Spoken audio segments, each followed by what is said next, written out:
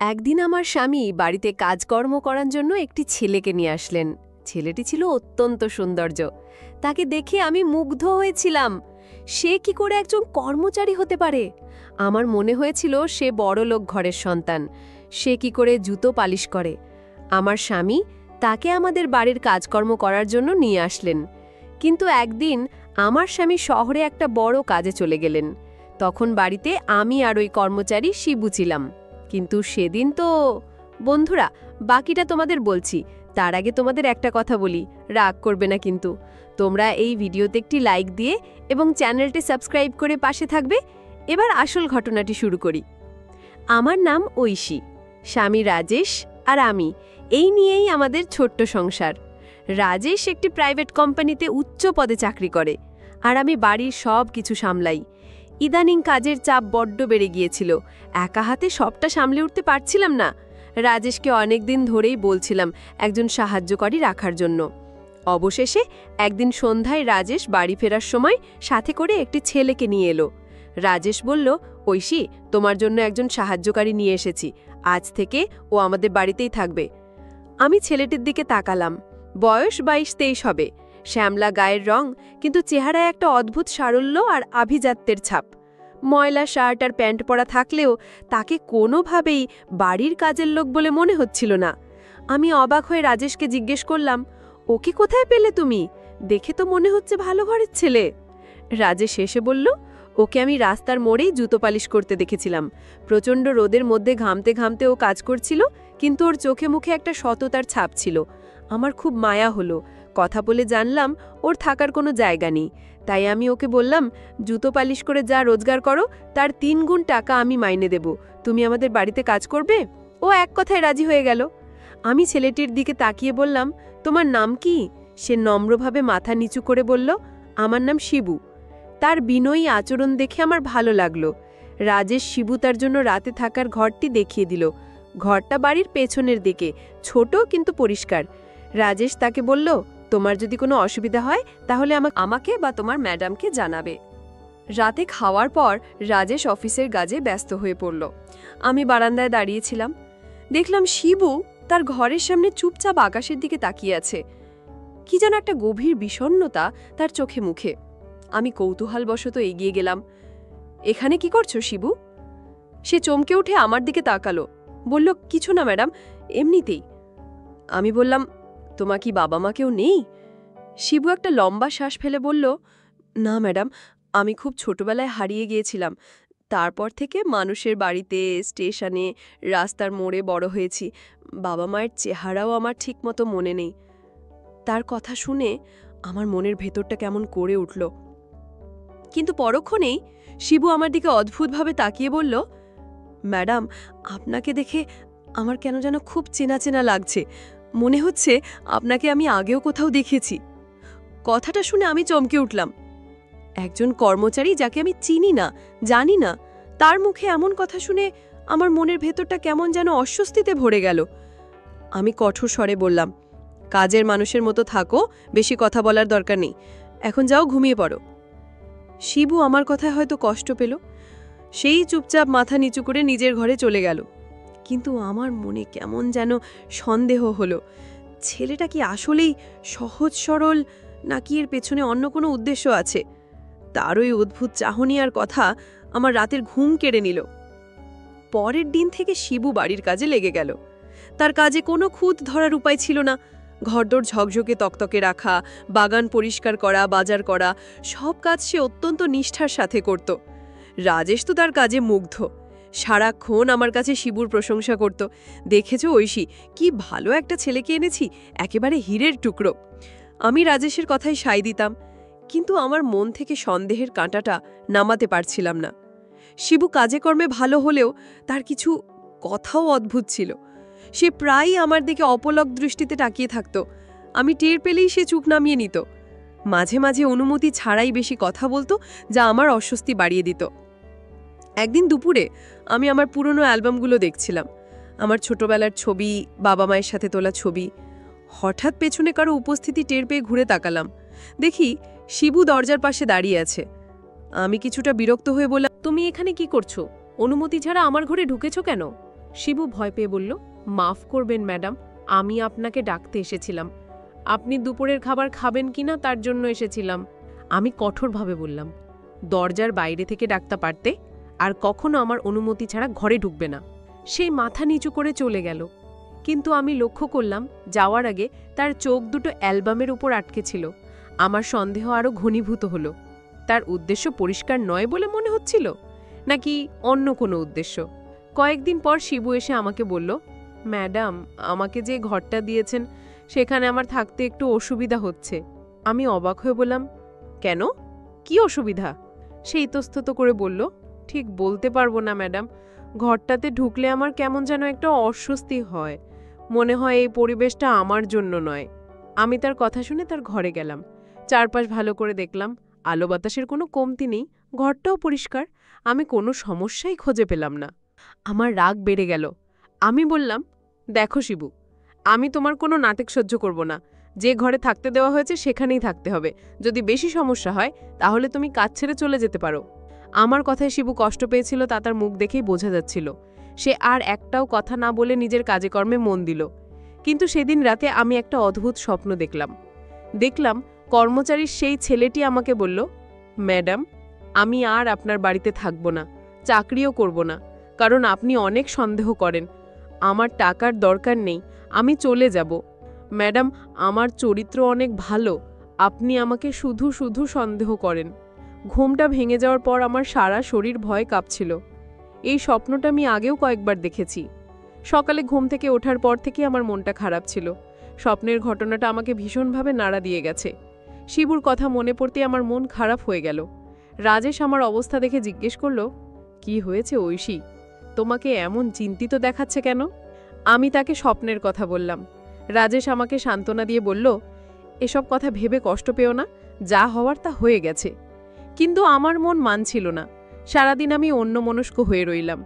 এরই মধ্যে শিবুর অদ্ভুত কথাগুলো আমার কানের মধ্যে বাজতে লাগলো। সন্দেহ আরও বেড়ে গেল।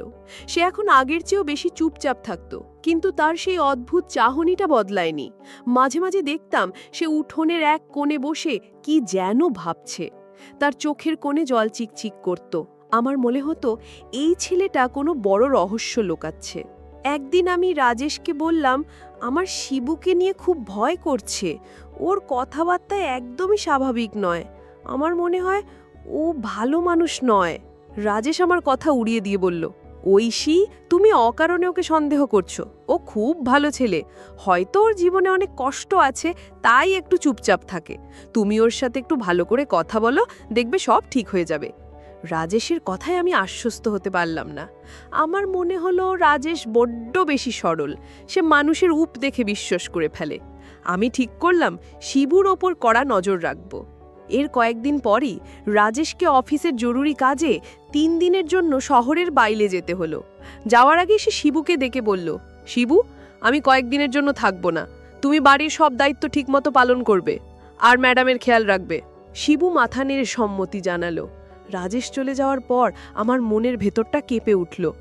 এই কদিন আমাকে এই অদ্ভুত লোকটার সাথে একা বাড়িতে থাকতে হবে। আমার ভয়টা শতগুণ বেড়ে গেল।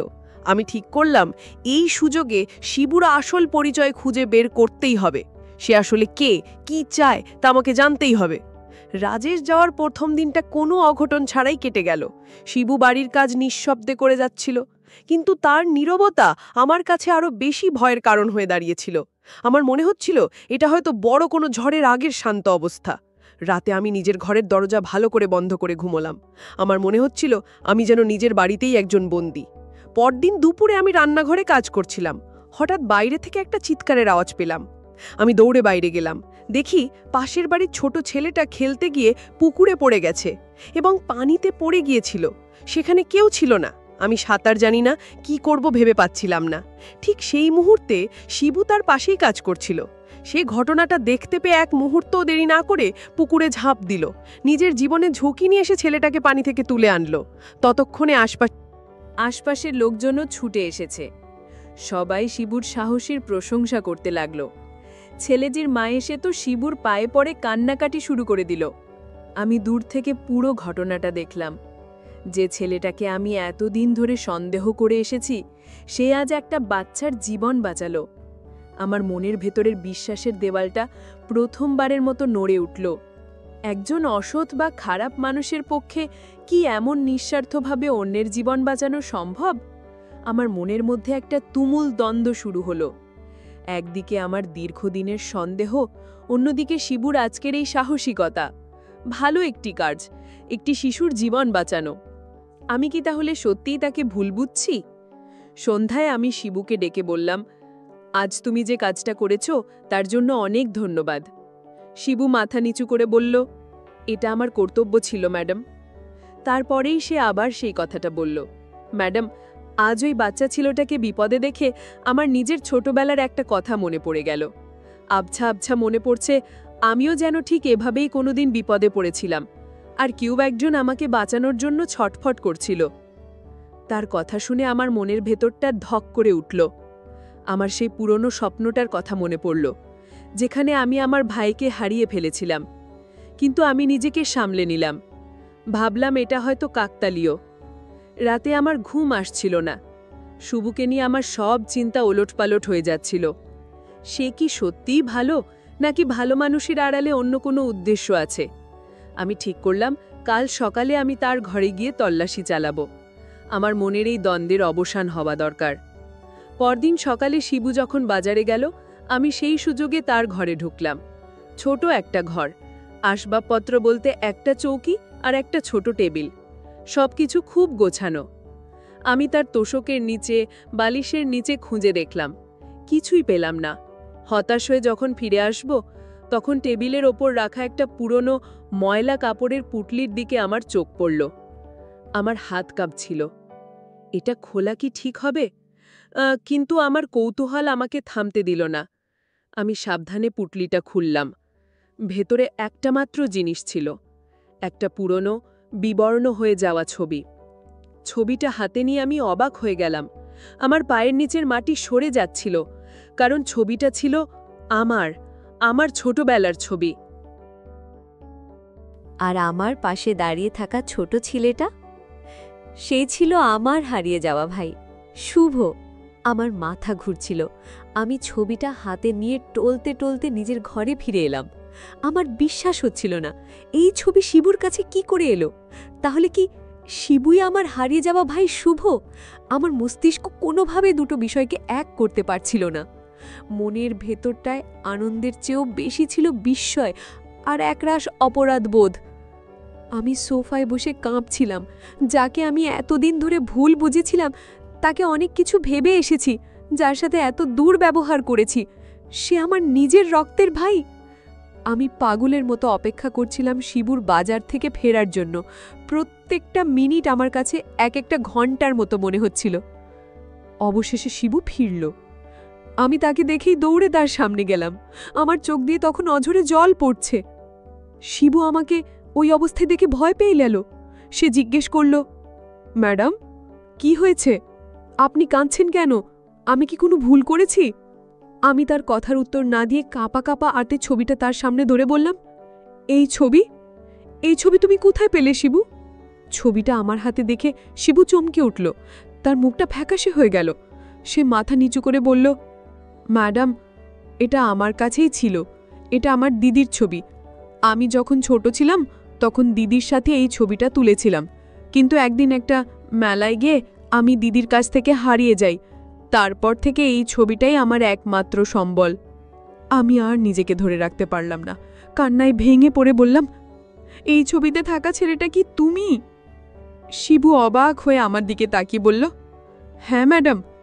আমি চিৎকার করে কেঁদে উঠলাম, বললাম, আর আমাকে ম্যাডাম বলিস না রে। আমি তোর দিদি, আমি তোর ঐশী দিদি, আর তুই আমার ভাই শুভ। শুভ অর্থাৎ শিবু আমার কথা শুনে পাথরের মতো দাঁড়িয়ে রইল। তার চোখ দুটো বিস্ময়ে বড় বড় হয়ে গেল। আমি কাঁদতে কাঁদতে বললাম, আমার সব মনে পড়েছে। ছোটবেলায় আমি তোকে মেলায় নিয়ে গিয়েছিলাম। আমার অসাবধানতার কারণে তুই ভিড়ের মধ্যে হারিয়ে গেলি। বাবা মা আর আমি তোকে কত খুঁজেছি। তুই আমাদের মায়ের পেটের আপন ভাই। শুভরও চোখ দিয়ে এবার জল গড়িয়ে পড়ল। গলায় বলল, দিদি, তাই তো তোমাকে দেখে আমার এত চেনা মনে হতো।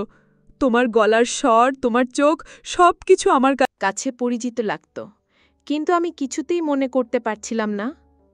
আমি তোকে কর্মচারী ভেবে কত সন্দেহ করেছি, কত অপমান করেছি। ভাই, তুই আমাকে মাফ করে দে। শুভ কেঁদে বলল, না দিদি, তুমি কোনো ভুল করনি, আমার ভাগ্যটাই খারাপ। সেদিন আমাদের দুই ভাই বোনের কান্নায় বাড়ির দেয়ালগুলো যেন ভিজে গিয়েছিল। আমি সঙ্গে সঙ্গে বাবা মাকে ফোন দিলাম, তাদের জানালাম আমি আমাদের শুভমকে খুঁজে পেয়েছি। ফোনের ওপাশ থেকে বাবা মায়ের কান্নার আওয়াজ শুনতে পেলাম। তারা বিশ্বাসই করতে পারছিলেন না। কয়েক ঘন্টা পর রাজেশও ফিরে এলো। বাড়ির পরিস্থিতি দেখে সে অবাক হয়ে গেল। আমি যখন তাকে সবটা খুলে বললাম, তখন সেও আনন্দে আত্মহারা হয়ে গেল। আমি প্রথম দিনই বুঝেছিলাম তুমি কোনো সাধারণ মানুষ নাও। সেদিন বিকেলে আমি আর রাজেশ মিলে শুভকে নিয়ে আমাদের বাবা মায়ের কাছে গেলাম। এত বছর পর হারিয়ে যাওয়া ছেলেকে ফিরে পেয়ে তাদের যে আনন্দ, তা ভাষায় প্রকাশ করার মতো নয়। আমাদের পরিবার আবার সম্পূর্ণ হলো। আমি আমার স্বামীকে ধন্যবাদ জানালাম আমার ভাইকে আমার কাছে ফিরিয়ে দেওয়ার জন্য। আমার মন থেকে সব সন্দেহ, সব অপরাধবোধ দূর হয়ে গেল। এখন আমার ভাই আমার পাশেই আছে। আমাদের পরিবার এখন অনেক হাসি খুশিতে আছে। বন্ধুরা, আজকের গল্পটি কেমন লাগলো তা অবশ্যই কমেন্ট করে জানাতে ভুলবেন না।